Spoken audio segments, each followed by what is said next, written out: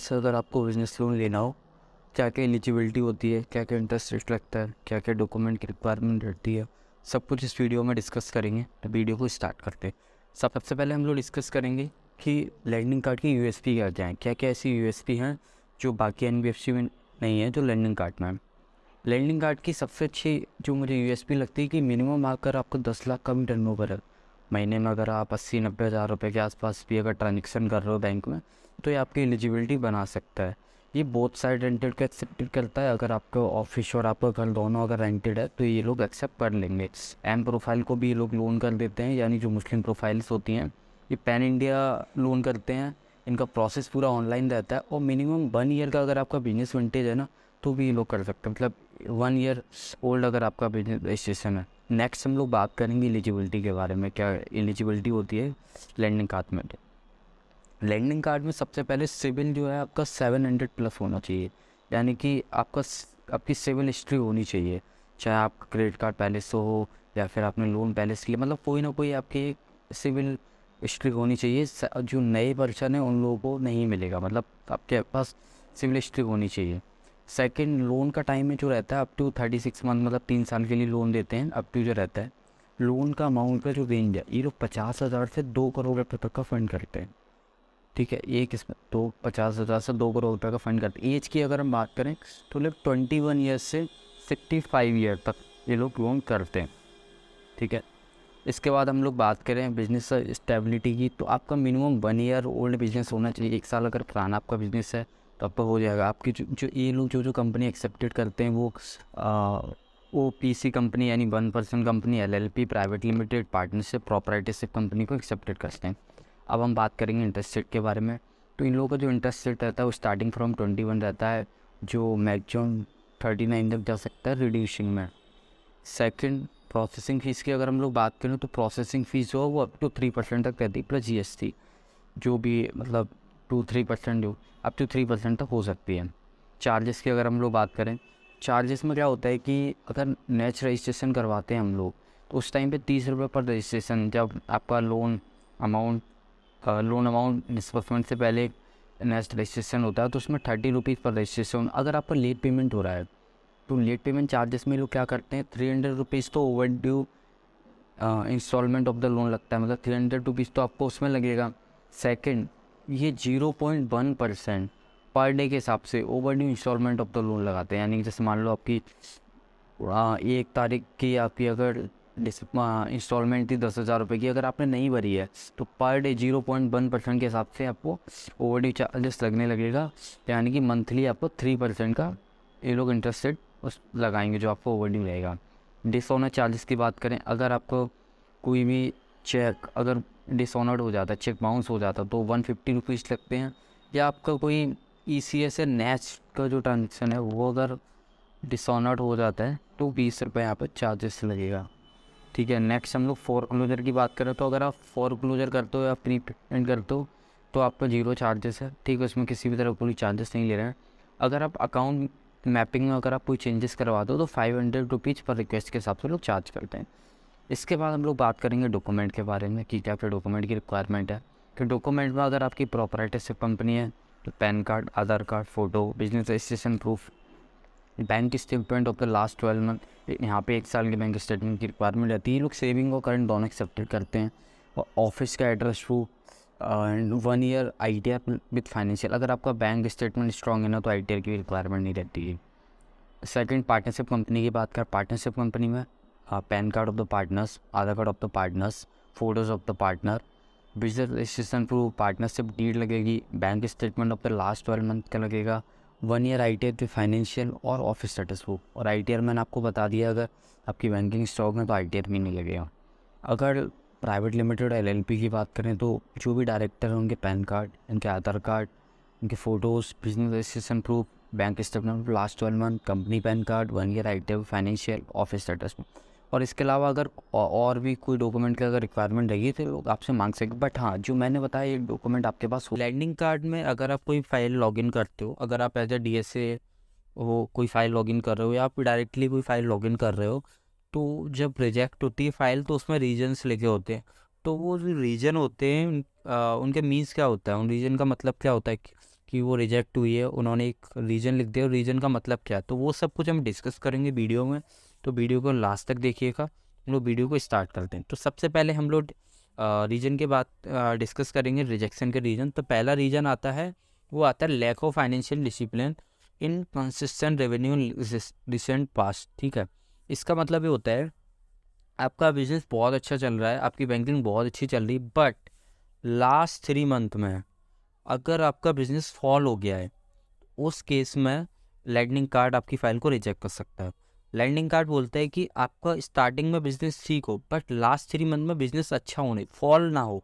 अगर आपके business fall दिख रहा है, उसको फॉल आ रहा है, तो वहाँ पे आपके चांसेस बहुत ज़्यादा रिजेक्शन के। तो अगर ये रीजन आ रहा है, तो इसका मतलब ये हुआ लास्ट 3 मंथ में आपके बिजनेस में एवरेज बैलेंस जो है वो मेंटेन नहीं हो पा रहा है, EBB नहीं बन पा रही, इसलिए ये रिजेक्टेड हुआ है। लास्ट 3 मंथ में आपके बिजनेस में एक फॉल आया है, पहले अच्छा चल रहा था बट बीच में फॉल आ गया लास्ट 3। ठीक है, तो उस केसेस में ये होता है। तो ये रीजन आ रहा है, तो आपको समझ आ गया होगा कि आपका लास्ट 3 मंथ में बिजनेस स्लो डाउन हुआ है, इसलिए रीजन आया। इसके बाद नेक्स्ट आता है delay in meeting the loan repayment obligation. ये जब आता है जब आपकी सिविल हिस्ट्री अच्छी ना हो, मतलब आपके में आपका कोई लोन पहले से हो, उसमें DPD लगी हो, डिले पेमेंट लगा हो, या फिर आपके सिविल में सेटलमेंट राइट ऑफ या कुछ मतलब लगा, मतलब आपकी सिविल हिस्ट्री ठीक नहीं है। तो उस केस में ये आता है कि आपके में चेक बाउंसेस हैं, ठीक है, DPD लगी हुई है। अगर ऐसा है, सिविल रिपोर्ट आपकी ठीक नहीं है, तो उस केसेस में ये एरर आएगा। और ये एरर कब आएगा, ये एरर आप जैसे ही वो करोगे उसके बाद ही आ जाएगा उसमें। तो जैसे ही आप फाइल भेजते हो, तो वहीं पर इमीडिएट जैसे वो टीम चेक करती है, रिजेक्ट मार देती है। ठीक है, तो ये अगर ऑप्शन आ रहा है, इसका मतलब आपकी सिविल हिस्ट्री ठीक नहीं है, अगर ये रीजन आ रहा है। नेक्स्ट हम लोग बात करेंगे नॉन सर्विसेबल इंडस्ट्री। बहुत सारी ऐसी इंडस्ट्री है जिसको लैंडिंग कार्ड लोन नहीं देता है।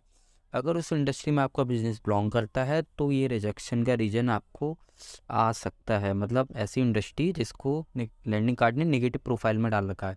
बहुत सारी इंडस्ट्री हैं जिसको लैंडिंग कार्ड लोन नहीं करता, तो उस इंडस्ट्री में आपका बिजनेस बिलोंग करता है, तो आपको लोन नहीं मिलेगा। ठीक है, तो अगर ये रीज़न आ रहा है, इसका मतलब है कि आपकी इंडस्ट्री जो है वो उसने लैंडिंग कार्ड ने ब्लैक लिस्ट कर रखी है। ठीक है, नेक्स्ट हम लोग बात करेंगे lack of financial discipline minimum average balance low negative. ये जब आता है जब आपके अकाउंट में ट्रांजेक्शन तो हो रहा है, बट बैलेंस जो है वो मेंटेन नहीं हो रहा है, या तो नेगेटिव हो जाता है, ठीक है, या फिर मतलब बहुत लो हो जाता है, 1000 रुपये, 2000 रुपये, 3, मतलब इससे देखो लैंडिंग कार्ड की पॉलिसी क्या है कि आपका EOD जो है वो 5000 होना ही चाहिए, मिनिमम 5000 होना चाहिए। अब आपका आपके में ट्रांजेक्शन बहुत हो रहा है, बट EOD क्या है आपका 2000, 3000, 500 रुपये रह जाता है। या तो उस केस में क्या होता है कि अब आप लोग कहते हो कि मेरा ट्रांजेक्शन तो 50 लाख का है, 1 CR का है, उसको ट्रांजेक्शन से मतलब नहीं है, उसको मेन मतलब है कि आपके अकाउंट में बैलेंस कितना मेंटेन हो रहा है। जितना ज़्यादा मेंटेन हो रहा होगा ना, उतनी ज़्यादा चांसेस है कि आप EBB अच्छी बनेगी और वो अप्रूवल मिलेगा आपको। ट्रांजेक्शन इधर से भेजने में, उधर से निकालने में कुछ उसको कोई काउंट नहीं करता, आपके अकाउंट में बैलेंस मेंटेन होना चाहिए। तो ये अगर रीजन आ रहा है, इसका मतलब ये है कि आपके अकाउंट में मिनिमम जो उनकी EOD 5000 रुपीज़ है, उससे कम आपके अकाउंट में बैलेंस मेंटेन हो रहा है, इसलिए उन्होंने ये रीजन दिया है, यानी कि आपके अकाउंट में बैलेंस मेंटेन नहीं हो रहा है। ठीक है, उसके बाद ये रीजन आता है 5 नंबर पर, rejection reason not available, please drop a email to reach out to your relationship manager for more details. ये कब आता है कि कभी कभी क्या होता है, कुछ ऐसे रीजन्स होते हैं जो लैंडिंग कार्ड नहीं बताता है, तो उस केस में ये दे देगा। तो उस केस में आपको क्या करना है, या तो आप मेल कर सकते हो इस ईमेल ID पर। दूसरा, अगर आप DSA हो, तो आपकी जो रिलेशनशिप मैनेजर है उनको आप बोल सकते हो LAI ID दे करके कि ये LAI ID है, प्लीज़ आप बताइए कि क्या रीज़न। तो वो आपको रीज़न बता सकते। जैसे अगर आप हमारे थ्रू कर रहे हो, अगर आप DSA हो, तो आप मुझे भेज सकते हो, मैं आपको SM से डिस्कस करके बता दूंगा क्या रीज़न। ठीक है, तो इस तरह से। बाकी अगर आप एज अ कस्टमर हो, तो आप डायरेक्ट कस्टमर केयर को कॉल करके पता कर सकते हो, वो आपको रीज़न बता सकते हैं क्या क्या रीज़न है। ठीक है, इसके बाद हम लोग बात करेंगे कि age of the business very less. अगर आपका बिजनेस लेस देन 7 मंथ है, तो उस केस में लैंडिंग कार्ड आपकी फाइल को रिजेक्ट कर सकता है। लैंडिंग कार्ड को जो मिनिमम विंटेज है वो 7 मंथ रिक्वायर्ड रहती है। अगर 7 मंथ से लेस है, तो आपको फाइल रिजेक्ट हो जाएगी, तो उस केस में ये आपको मिलेगा। ठीक है, नेक्स्ट हम लोग बात करते हैं लो सिविल स्कोर। अगर आपका सिविल स्कोर 600 से कम है, ठीक है, अगर आपका सिविल स्कोर 600 से कम है, उस केस में लैंडिंग कार्ड आपकी फ़ाइल रिजेक्ट कर देगा। उनको जो स्कोर है वो 600 रिक्वायर्ड रहता है, मिनिमम 600 होना ही चाहिए, ठीक है। तो उस केस में ये हो गया। इसके बाद डुप्लीकेट एप्लीकेशन, ये एरर बहुत ज़्यादा आता है। डुप्लीकेट एप्लीकेशन क्या है?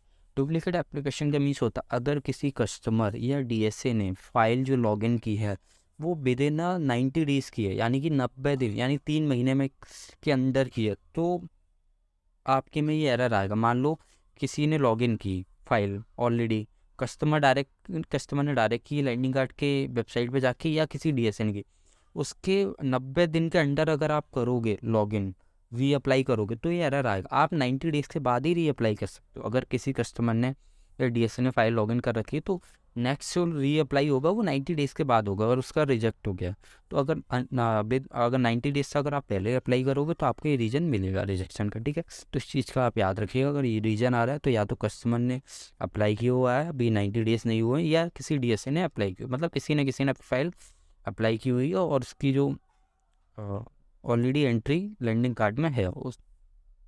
इसके बाद नेक्स्ट आता है lack of financial discipline over leverage. ये एरर जब आता है जब आपका आउटस्टैंडिंग अमाउंट बहुत ज़्यादा हो।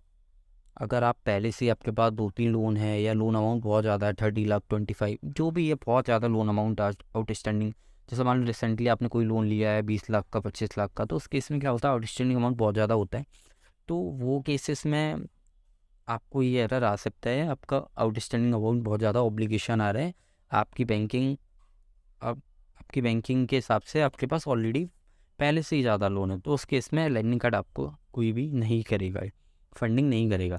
नेक्स्ट लास्ट हम लोग बात करते हैं lack of financial discipline, large number को इनवार्ड चेक रिटर्न।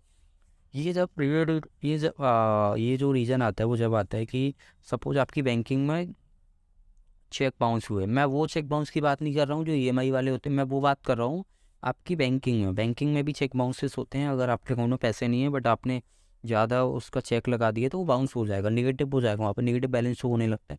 तो अगर वैसा कोई रीज़न है आपके बैंकिंग में चेक बाउंसेस हुए हैं तो ये आपको रीज़न मिल सकता है, ठीक है। बाकी के 10 रीज़न तो जो मैंने आपको बता दिए, इसके ऑलमोस्ट यही 10 रीज़न आते हैं। इसके अलावा कोई रीज़न तो आप कमेंट कर सकते हो।